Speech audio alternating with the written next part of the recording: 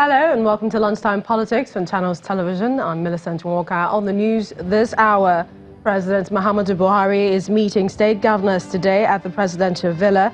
The Inspector General of Police is also part of deliberations.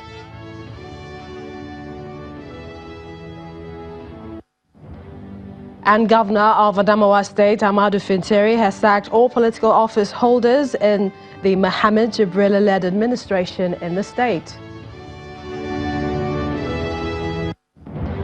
Plus, Senator Ali Ndume insists he will go on with his ambition of becoming President of Senate after Mr. Danjuma Goje stepped down.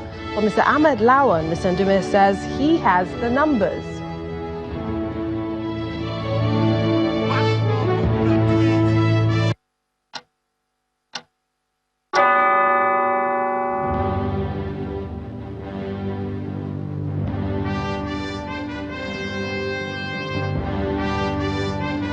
Welcome everyone to the program. Let's begin this afternoon's news bulletin with news of the meeting of the President Muhammadu Buhari with governors of the state at the presidential villa in the nation's capital.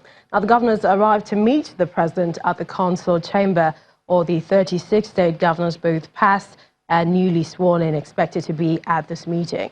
The Inspector General of Police is also present, as all the service chiefs have also arrived for deliberations. Let's hear more about the meeting and the hopes of the outcome as we touch base with our State House correspondent, Gloria Mezoke, who has some updates for us.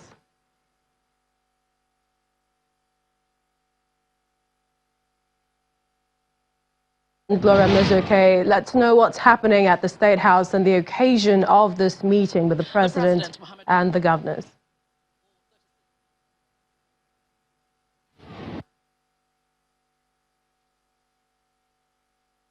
The President, Muhammadu Buhari, has summoned a meeting of all 36 governors of the Federation, including past and newly sworn-in governors. All service chiefs are equally in the council chamber right now as the meeting is ongoing. We understand this meeting has largely to do with the security situation across the Federation. Now, I spoke with a few of them before the meeting began. I believe that we are going to have a review on state-by-state basis with Mr. President and then profile solutions and recommendations to the President, who is the Commander-in-Chief and Chief Security Officer of the Federation, so that he can take our input along with other inputs that he must have been getting from other specialists and experts and advisors, and then for us to come up with a roadmap to end what is otherwise becoming a very serious problem in Nigeria. As leaders in our various federative units, we need to meet with Mr. President and discuss the state of insecurity in the country and profile a holistic solution to it across party lines. It's important I get a feel of the meeting and get briefing from here, Mr. President, and hear from Secretary Chiefs. And I will take it from there. We're still keeping tabs on the outcome of this meeting, which you might describe as extraordinary. No one knows how long this meeting will last, but it is expected that at the end, major decisions will be taken to resolve the security situation across the country. From the presidential villa, Gloria Umezuke, Channels Television News. Gloria, and we'll continue to follow that developing story. In the meantime, governors of the People's Democratic Party, PDP, are currently, well, they are meeting at the nation's capital, Abuja, as well. We hear 12 of the 16 governors of the opposition party are attending that meeting. The immediate past Senate President and Speaker of the House of Representatives, Senator Bukola Saraki, and Mr. Yakubu Dogara, they're also in attendance, although there's no clear information on the agenda of that meeting. The presence, of course, of the PDP National Chairman may not be unconnected with the upcoming inauguration of the 9th Assembly.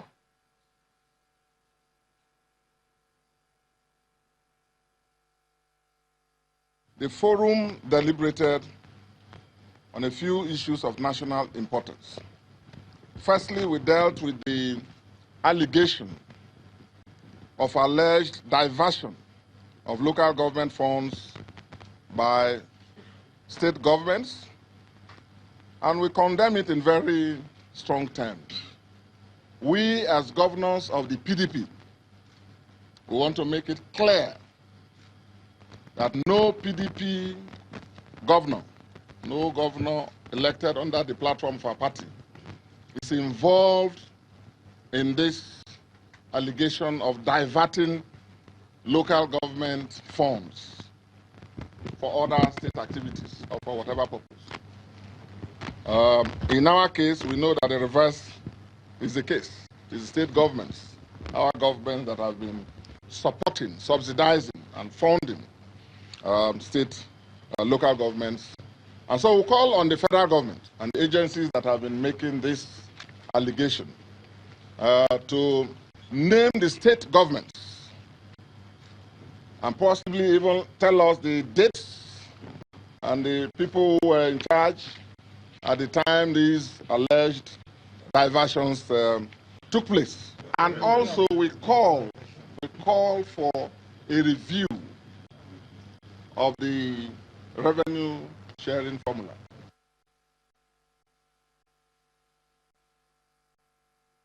Chairman of the PDP NGF, that's Nigeria Governors Forum, Governor of Bayelsa State, Derek Dixon there, talking about the revenue sharing formula and, of course, local government fund.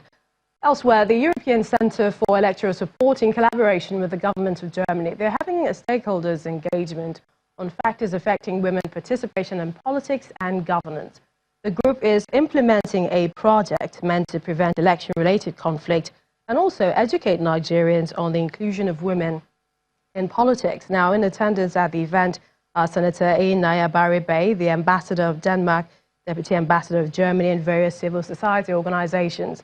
Senator Baribe says there have been several engagements such as this one, and despite all efforts made, constitutional provisions and electoral promises, women rank very poor in governance despite being majority of voters. He says societal prejudice, media reportage are some of the main hindrances women face. Our correspondent Kayla Maguire is covering the event and live for us there. Kayla, what else is going on? Tell us about the atmosphere, most especially what could be of help to the female gender in participating actively in politics? Engagements, basically looking at women involvement in politics and governance. Now, this particular stakeholders engagement going on here has to do with the European Center for Electoral Support and the Embassy of Germany.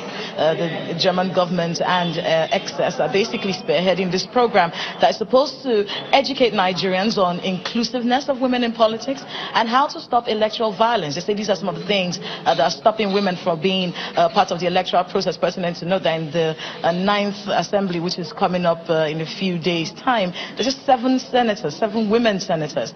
Senator Baripe was speaking at the program today, and I was talking about some of the things that women have to look at. This is not the first engagement that has to do with women participation in politics that's happened in this country. In fact, the senator was very careful. He said he has had several, he's attended so many.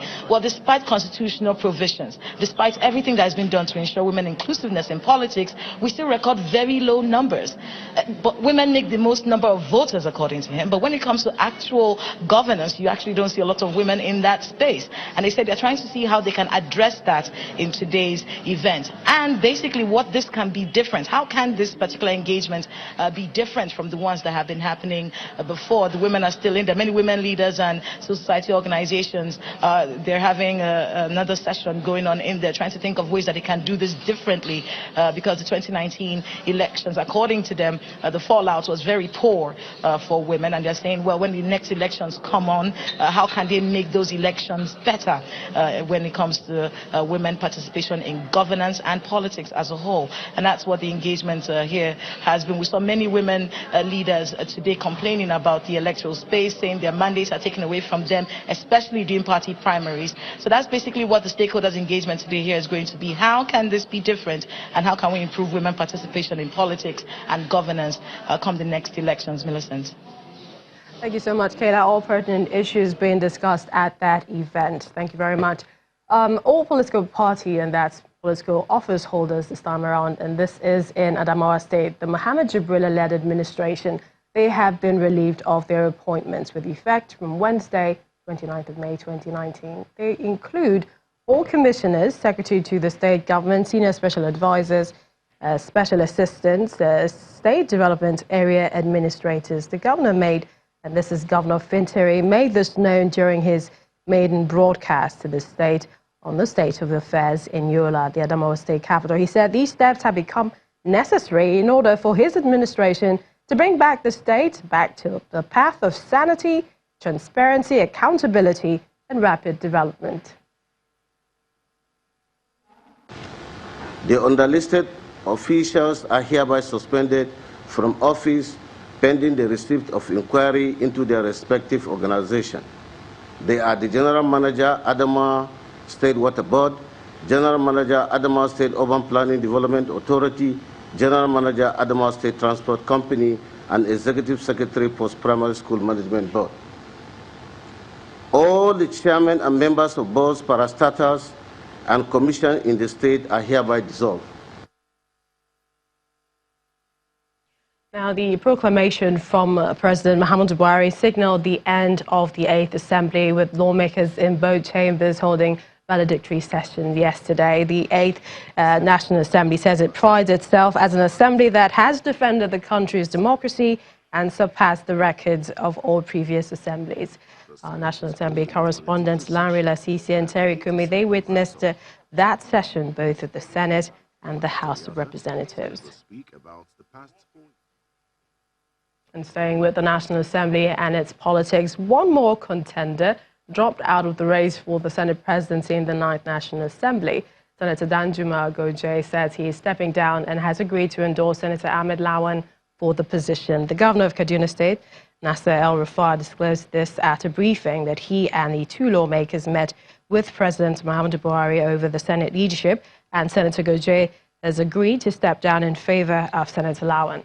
Meanwhile, Senator Goje says he has deferred to the choice of President Buhari and the APC, and that his support is born out of personal conviction and love for his party. However, the senator representing Borno South in the National Assembly, Senator Ali Ndume, says he is not giving up on his decision to contest for the Senate presidency. Senator Ndume insists that he is not ruffled by Senator Goje's decision to step down for Senator Lawan, who is the consensus candidate of his party, the All Progressives Congress. He insists that he is standing for the truth and practice of democracy.